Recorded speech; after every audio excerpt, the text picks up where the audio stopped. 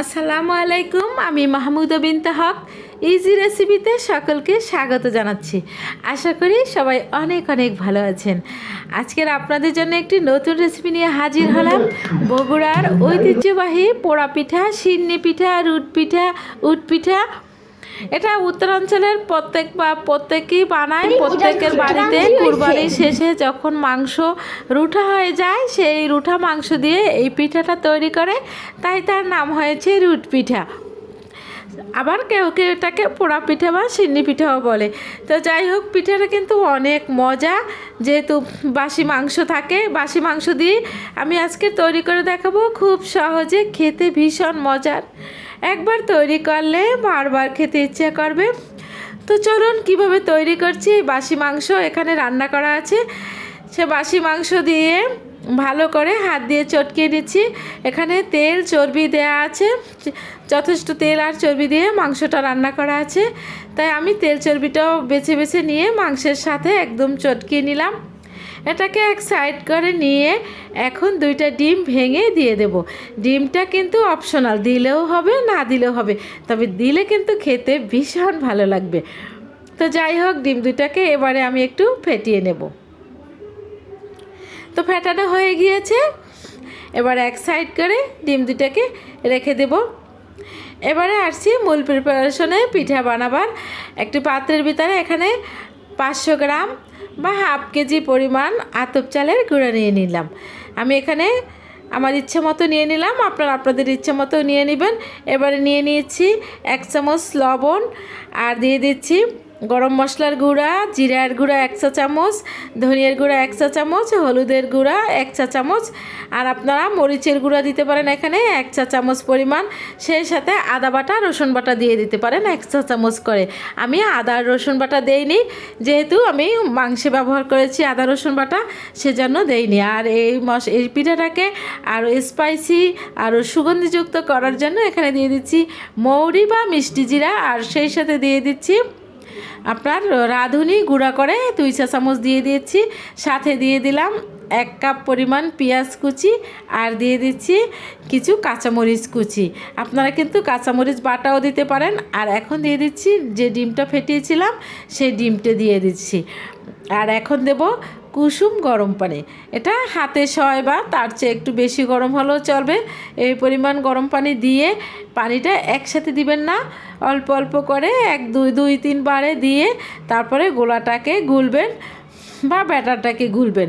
ব্যাটারটা এমনভাবে গুলবেন অতিরিক্ত যাতে পাতলাও না হয়ে যায়, আবার বেশি একটা ভারীও না হয়ে যায়। তো আমার ব্যাটারটা এখন গোলা হয়ে গেছে। আমি যে মাংসটাকে এখানে চটকিয়ে রেখেছিলাম, রান্না করা মাংসটা, সে মাংসটা দিয়ে দিলাম।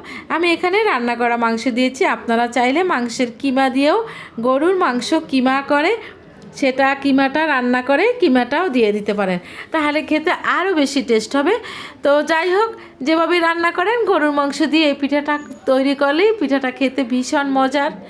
আর যদি এই যে দেখুন ব্যাটারটা কিভাবে হবে, হাত দিয়ে আপনাদেরকে দেখিয়ে দিয়েছি। তো এটা এক সাইড করে রেখে দিলাম। এবারে একটি মোল্ড নিলাম আমি। তো মোল্ডের ভিতরে বাচ্চাদের লেখালেখির কাগজের ভিতরে একটু তেল ব্রাশ করে নিলাম, সয়াবিন তেল ব্রাশ করে দিয়ে তারপরে মোল্ডের ভিতরে আমরা যে ব্যাটারটা তৈরি করেছিলাম সে ব্যাটারটাকে দিয়ে দেবো। তবে হ্যাঁ, আপনারা যদি চান ব্যাটার সেই মোল্ড ছাড়া ফ্রাই প্যানের ভিতরে তেল দিয়ে, অল্প পরিমাণ তেল দিয়ে তেলের ভিতরে ব্যাটারটাকে দিয়ে 30 থেকে 40 মিনিটের জন্য বেক করে নেবেন, দেখবেন তাহলেও কিন্তু পিঠাটা তৈরি হয়ে যাবে। আর আমি যেভাবে করছি এটাও আপনাদের কাছে সহজ করার জন্য এভাবে মোল্ডের ভিতরে দিয়ে দিলাম, হাত দিয়ে সমান করে দিয়ে দিচ্ছি। এখন একটি 4 চামচ দিয়ে সমান করে উপরটা দিয়ে দিলাম। তো সমান হয়ে গিয়েছে। এবারে চুলায় আগে থেকে একটা কড়াইয়ে অল্প একটু পানি দিয়েছি দেখুন, আর তার উপরে একটি স্ট্যান্ড দিয়ে দিয়েছি। স্ট্যান্ডটা কিন্তু পানির উপরে। এবারে আমরা যে মোল্ডটার ভিতরে এখানে যে গুঁড়াটা দিয়েছিলাম, এই ব্যাটারটা, এই মোল্ড এখানে দিয়ে দিচ্ছি স্ট্যান্ডের উপরে। মোল্ড কিন্তু পানি ছোঁয়া হবে না, পানির কিন্তু একটুকু লাগবে না। উপরে একটু ঢাকনা দিচ্ছি যাতে আমার ব্যাটারের ভিতরে কোনো রকমের কোনো পানি না ঢুকতে পারে। এবার উপরে একটি ভারী ঢাকনা দিয়ে দিচ্ছি। যে কোনো রকমের একটা ঢাকনা আপনারা দিলেই হবে। দিয়ে 30 মিনিটের জন্য এটাকে বেক করতে দিয়ে দিলাম। তো ফিরে আসছি 30 মিনিট পরে। আমার ঢাকনার উপরে কিন্তু অনেক পানি জমেছে, সেটা আর আপনাদের দেখালাম না। তো যাই হোক, এখন আমি একটু বাঁশের স্টিক দিয়ে যে কোনো কাঠি দিয়ে আপনারা চেক করে দিতে পারেন। এটা কিন্তু একদম ক্লিয়ার এসেছে, তার মানে এটা হয়ে গিয়েছে। তো এখন আমি একটা হাত দিয়ে এটাকে তুলে নিয়ে টেবিলে নিয়ে নিলাম। তারপরে বোর্ডের ভিতরে এখন একটু চাকুর সাহায্যে যখন একটু ঠান্ডা হয়ে গিয়েছে 4-5টাকে একটু আলগা করে নিয়ে নিলাম। তো আলগা করা হয়ে গিয়েছে, এবার বোর্ডের ভিতরে আমি মোল্ড আউট করে নিচ্ছি, মানে ঢেলে দিচ্ছি। তো এই যে ঢেলে দিলাম, দেখুন মাশাল্লাহ একদম সুন্দরভাবে সিদ্ধ হয়ে গিয়েছে। এবার কাটার পালা। তো আমি এখানে একটি স্কেল নিয়েছি, বাচ্চাদের স্কেল দিয়ে একটু সমান করে নাইফ দিয়ে কেটে নিচ্ছি, চাকু দিয়ে কেটে নিচ্ছি। তবে আপনারা আপনাদের পছন্দ মতো যে কোনো সাইজের যে কোনো শেপ দিতে পারেন। আমি স্কোয়ার শেপ করে 4 কোণাকে করে কেটে নিয়েছি। এই তো দেখুন এভাবে করে কেটে নিয়েছি। একটু ঠান্ডা হলে কাটবেন, তাহলে কাটাটা অনেক সুন্দর হবে। তো যাই হোক, আমার অনেকগুলো হয়েছে, আমি সবগুলো আর ভাজবো না। এগুলো কিন্তু এখনও পুরোপুরি রেডি হয়নি, এখন আবার এগুলোকে ভাজতে হবে। তো ফ্রাই প্যানে অল্প পরিমাণ সয়াবিন তেল দিয়ে দিলাম। এবার এগুলোকে শ্যালো ফ্রাই করব। তো সেজন্য এক এক করে পিঠেগুলো দিয়ে দিলাম। তবে আমি কিন্তু সবগুলো দিচ্ছি না, কিছু ডিপ ফ্রিজে রেখে দিয়েছি, 1 মাস সংরক্ষণ করে এগুলোকে খাওয়া যাবে। আপনারাও সেভাবে খেতে পারবেন। যখন দরকার হবে আগে একটু নামিয়ে রেখে তারপরে তেলে ভেজে নিলেই হয়ে যাবে। তো আমি এখন সবগুলো উল্টে পাল্টে একদম 4-5 ঘুরিয়ে ঘুরিয়ে উল্টে পাল্টে তারপরে ভেজে নিচ্ছি। আর উপরটা একদম খুব মুচমুচে হবে, ক্রাঞ্চি হবে, আর ভিতরটা সফট হবে, খেতে ভীষণ মজার হয়। তো আপনারা একবার হলেও আমি অনুরোধ করব, মাংস থাকা অবস্থায়, রান্না মাংস থাকা অবস্থায় আপনারা একবার হলেও তৈরি করে দেখবেন। তো আমি এভাবে করে দেখুন একদম লাল করে কালারটা কতটা চমৎকার এসেছে, সেই সাথে আমার পিঠেগুলো একদম হয়ে গিয়েছে।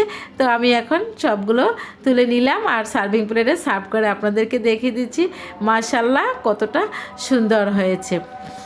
এই তো দেখুন অনেক উপরটা ক্রিস্পি ক্রাঞ্চি আর ভিতরটা নরম সফট।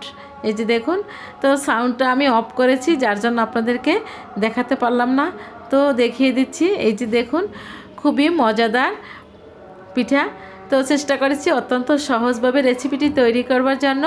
প্রতিদিনের মতো ছোট্ট একটি অনুরোধ করব, আমার ভিডিওটি যদি ভালো লেগে থাকে তাহলে প্লিজ আমার চ্যানেলটিকে সাবস্ক্রাইব করে দিবেন, পাশে থাকা বেল আইকনটি অন করে দিবেন, ফ্যামিলি এবং ফ্রেন্ডসদের সাথে বেশি বেশি শেয়ার করে দিবেন।